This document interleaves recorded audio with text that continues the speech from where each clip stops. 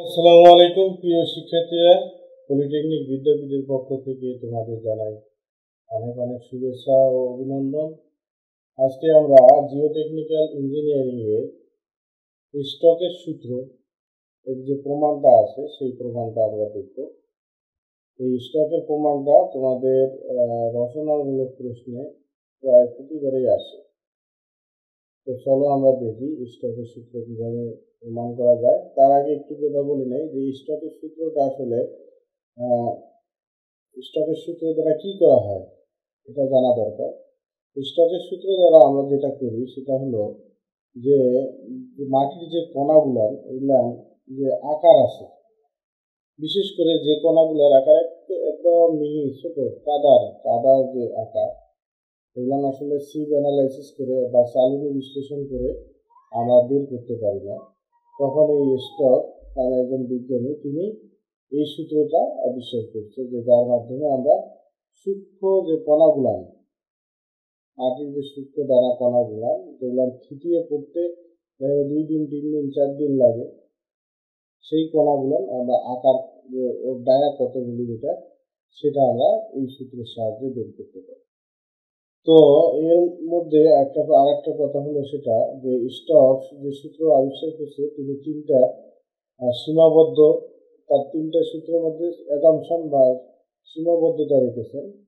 1 নম্বর সীমাবদ্ধতা বলছে যে এই যে মাটির কণাটা, এই কণাটা হবে গোলাকার, আর এই মাটির কণা বিভিন্ন মাটির কণা থাকবে, তার আপেক্ষিক গুরুত্ব সবগুলোর আপেক্ষিক গুরুত্ব তিনি ধরে নিয়েছেন যে সমান। এবং আরেকটা কথা তিনি বলছেন যে মোটা দানার যে মাটির কণাটা সেটা আগে থিতে পড়বে, অর্থাৎ তলানি পড়বে, মোটা দানার কণাটা আগে, তারপর ছোট দানাটা, তারপর আরো ছোট, এভাবে তলানি পড়বে। এই তিনটা অ্যাজাম্পশন তিনি করেছেন। তো এখন দেখি আসি কিভাবে এই প্রমাণটা থাকে। প্রমাণটা থাকে স্টকের সূত্রের প্রমাণ করো, অথবা দেওয়া থাকতে পারে ডি সমান সমান এম ভাগ রুট ওভার এসি ভাগ টি, অথবা দেওয়া থাকতে পারে ডি সমান সমান এফ রুট ওভার এইসি ভাগ টি। তো অতি সংক্ষিপ্তের মধ্যে যদি এই স্টকের সূত্রে প্রমাণ করতে বলে তাহলে আমরা এই 1 নং সমীকরণ যে আছে এই সমীকরণ পর্যন্ত আমরা প্রমাণ করব। তো আমাদের এই জন্য আমরা দেখো এটা গোলাকার বস্তু, যার কারণে এই গোলকের আমরা আয়তন জানি 4/3 পাই আর কিউব। তার সাথে যদি একক ওজন দ্বারা গুণ দেই তাহলে এটার মোট ওজন আমরা পাবো। ঠিক অনুরূপভাবে পানির কণার যদি আমরা একক ওজন, পানির কণাটাও এটা গোলক আকারের মতো আমরা ধরে নিতেছি, তাহলে এই পানির কণার ওজন হবে কি, পানির আয়তন হলো এই গোলকের আয়তন 4/3 পাই আর কিউব, তাহলে গোলকের আয়তন হলো, আর পানির একক ওজন হলো গামা ডাব্লিউ দিয়ে যখন গুণ করবো তখন পানির ওজনটা আমরা পাবো। এটাই হলো ড্রাগ ফোর্স। আর কি বলে এটা হলো প্লবতা বল, আর ড্রাগ ফোর্স হলো 6 পাই ইটা আর ভি। অর্থাৎ ড্রাগ ফোর্স বলতে এই অর্থাৎ বেগের কারণে যে ফোর্সটা, এই যে বেগে আসবে তার বিপরীত দিকে একটা ফোর্স কাজ করবে, সেই ফোর্সটা হলো ড্রাগ ফোর্স, যার সূত্র 6 পাই ইটা আর ভি। তো আমাদের দেখো যে আমাদের ডাব্লিউ আমরা কি, এই ওজনটা নিচের দিকে কাজ করবে, আর উপর দিকে দুইটা বল, একটা ড্রাগ ফোর্স আর একটা হলো প্লবতা বল। ড্রাগ ফোর্স আর একটা প্লবতা বল সে উপরের দিকে কাজ। তো আমাদের এই যে ডাব্লিউ অর্থাৎ এই ওজন, এই মাটির কণার ওজন হবে কি, যেহেতু গোলাকার 4/3 পাই আর কি, এটা আয়তন, এর একক ওজন দিয়ে গুণ দিলে হবে এই মাটির কণার ওজন। এরপর ড্রাগ ফোর্সের আমরা সূত্র জানি 6 পাই আর ইটা আর ভি, এটা মুখস্থ রাখতে হবে। এরপর প্লবতা, এই যে পানির যে ওজন, অর্থাৎ পানি যে বলে ধাক্কা দিবে উপরের দিকে, সেটা হলো 4/3 পাই আর কি, এটা হলো পানির গোলক, যে পানি সেই গোলকের আয়তন, আর গামা ডাব্লিউ হলো পানির একক ওজন, এটা যে গুণ দিলে এই পানির জন্য যে প্লবতা বল সেই বলটা আমরা তখন পাবো। তো এখন দেখো এই 6 পাই এটা এখানে রাখলাম, এটা যদি এইদিকে নিয়ে আসি তাহলে কি হবে, এখানে প্লাস আছে মাইনাস হবে, এই জিনিসটা এখানে রাখলাম, অর্থাৎ এখানে রাখলাম, আর এইটাকে আমি কি করলাম সমান সমানের এই পাশে নিয়ে আসলাম, তাহলে এই জিনিসটা থাকলো, আর এই প্লাসটা হবে কি, এদিকে সমান সমান এইদিকে আসার কারণে মাইনাস, তাহলে যে মানটা আছে সেই মানটা। হ্যাঁ, এইখান থেকে আমরা কি করলাম, ভিটা রাখলাম, বাকি এটাকে গুণন অবস্থায় আছে, এটাকে আমরা এদিকে ভাগ করে দিলাম। আর এখান থেকে 4/3 পাই, এইটা 4/3 পাই আর কি, এখানে আর কি এই অংশটা দুইটাতে আছে, এটার সাথে আছে এটার সাথে আছে, এগুলো কমন নিলাম, 4/3 পাই আর কি কমন নিলে এখান থেকে গামা এস, আর এখানে থেকে gamma W, gamma S minus gamma W. এখন কাটাকাটি করি, এই পাই কাটবো, এখানে আর একটা আছে, এখানে তিনটা আছে, তিনটা থেকে একটা গেলে দুইটা থাকবে, আর এই তিনটা হলো নিচের সংখ্যা, তাহলে এই 6-এর সাথে এই 3 গুণ হবে, 3-6 হবে 18, আর উপরে থাকে থাকতেছে 4, এখানে দুইটা আর square gamma S minus gamma W, এটা থাকলো। এরপর আমাদের 4 আরকে আমরা কি 2 আর এ কনভার্ট করবো, অর্থাৎ আমরা 2 আর লেখার কারণ আছে, পরে বলতেছি। 2 আর মানে এখানে দেখো 2 এর সাথে স্কোয়ার করলে 4, আর এর সঙ্গে স্কোয়ার করলে আর স্কোয়ার, তাহলে 4 আরকে আমরা 2 আর স্কোয়ার লিখতে পারি, আর gamma S minus gamma W নিচে 18 এটা। এখন 2 আর আমরা জানি ব্যাস সমান সমান ব্যাসার্ধের দ্বিগুণ, ব্যাস হলো ডি, ডি সমান সমান কি 2 আর, ব্যাসার্ধের আমরা জানি যে ডি, বৃত্তের ডি, এটা হলো কি 2 আর, এখানে এখান থেকে এই পর্যন্ত কি আর, এখানে আর, এইটাই আবার কি, এটা হলো ব্যাস, অর্থাৎ এই আর এই আর, এখান থেকে এইটিকে বলা আর, তাহলে এই 1 আর 1 আর 2 আর 2 আর, 2 আর সমান সমান কি ডি, 2 আর সমান সমান আমরা ডি বসাইছি, ডি এর উপর স্কয়ার আর এটা gamma S minus gamma W.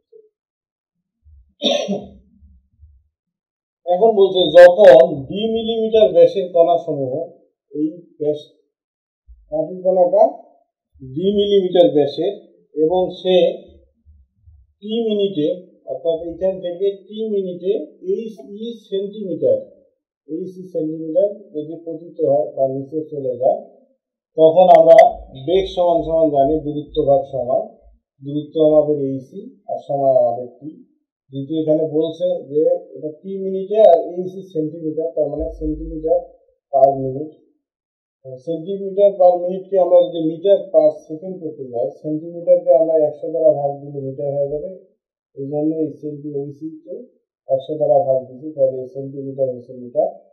আর এখানে মিনিট আছে, মিনিটকে যদি আমি সেকেন্ডে দেই তাহলে 60 দিয়ে গুণ দিতে হবে, এই জন্য 60 দিয়ে গুণ দিচ্ছি, 60 গুণন 100 6000, তারপরে এইসি থাকবে নিচে 6000 আর এই এটা ভির মান বলবো মিটার পার সেকেন্ড, এই মানটা বের হলো আমাদের মিটার পার সেকেন্ড। এরপর এই ভি এর মানটা যদি আমি এই 1 নম্বরে বসাই দিই, ভি সমান সমান আমাদের, আমরা এটা আছে এইসি বা 6000টি, তাহলে এই মানটা আমরা এখানে বসাই দিচ্ছি, এই ভি এর মান। আর এখানে 1/18, এই 1/18 দুই পাশে আছে, এখানে বিটা হলো মিলিমিটারে আছে, তো মিলিমিটারকে আমরা যদি মিটারে করতে, যেহেতু আমরা এটা মিটারে বানাইতেছি তাহলে এটাকে মিটারে নিতে হবে, যেহেতু মিলিমিটার আছে মিলিমিটারকে 1000 দ্বারা ভাগ দিলে হবে মিটার, স্কোয়ার আছে, স্কোয়ার থাকার কারণে আমরা উপরে স্কোয়ার দিচ্ছি।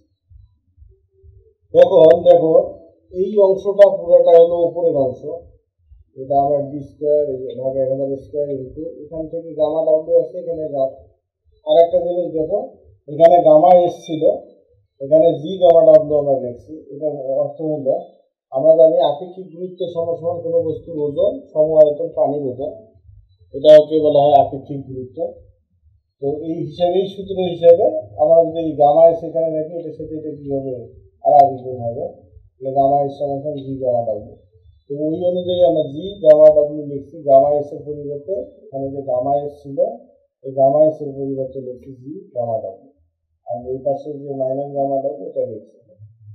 এখন দেখো এই অংশটা কি উপরের অংশ, সেটা উপরের অংশ, আর এখানে গামা ডাব্লিউ, এখানেও গামা ডাব্লিউ আছে, এই জন্য গামা ডাব্লিউ কমন নিলে এখানে জি আর এখানে 1 থাকে, 1। এখন দেখো এটার সাথে এটা আর আর গুণ দিচ্ছে, এটার সাথে এটা আর আর গুণ, তাহলে এখানে দেখো ডি স্কোয়ার ভাগ 2 ভাগ 1000 স্কোয়ার গুণন gamma W G minus 1 into এই যে 6000t, 6000t লিখে সমান সমান এইদিকে কি 18 এটা ইন্টু এইচি 18 ইন্টু এইচি। এখন এই জায়গায় এই অংশটা রাখছি, বাকিটা এদিকে কি করছি ভাগ করে দিচ্ছি। এরপর আবার কি ডি স্কোয়ারটা রাখছি, এটা এখানে আর গুণ করে দিচ্ছি। গুণ করার পর আমরা আবার আর এক লাইন বেশি করে লিখছি বোঝানোর জন্য। এখানে 1000-এর উপর 2টা স্কোয়ার মানে কি 2টা 1000, 2টা 1000 লিখছি। এরপর আমরা কাটাকাটি করছি, এখানে 3টা শূন্য, এখানে 3টা শূন্য কাটলাম, এখানে 6, এখানে 18 আছে, 3 6 18, এই 3 গুণন 1000 3000, এই 3000 আর এই 3000 সরি 3000 ইটা 3000 ইটা ইন্টু এইচি 3000 ইটা না।